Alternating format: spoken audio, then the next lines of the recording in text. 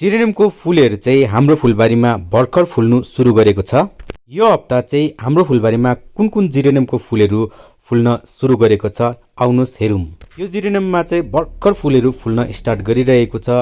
April 15 तारिक उता चाहिँ अब जिरेनियममा धेरै फुलहरू फुलेको तपाईहरूले हाम्रो फुलबारीमा देख्नु सक्नुहुनेछ। सुरुमा चाहिँ जिरेनियममा एउटा दुईटा मात्रै फुल फुल्छ र प्याटर्न पनि राम्रो हुँदैन।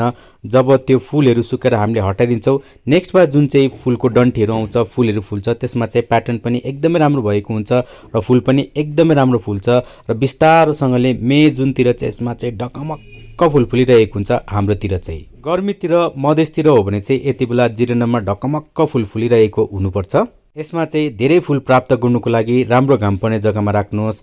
हप्तामा एकचोटि एकपल्ट चाहिँ पिनाको पानी अथवा एनपीके मिलाएर दिनुहोस्। तपाईहरूले 15 दिनमा एकचोटि अथवा 20 दिनमा एकचोटि फन्जिसाइडको स्प्रे पनि गरिदिनुहोस्। साथै किराहरूदेखिको बचाउनुको निम्ति निम ओइलको पनि स्प्रे चाहिँ 15 दिनमा एकचोटि अथवा महिनामा एकचोटि अवश्य गर्नुहोला। हजुरहरूको गार्डनतिर चाहिँ कुन कुन कलरको जिरेनियमहरू फुलिरहेको छ सेयर गरिदिनु होला र भिडियोलाई जति सक्दो लाइक गरिदिनुहोस्। गार्डनिङ विषय रोचक जानकारीहरू लिएर चाहिँ हाम्रो फुलबारीलाई हेर्दै गर्नुहोस्।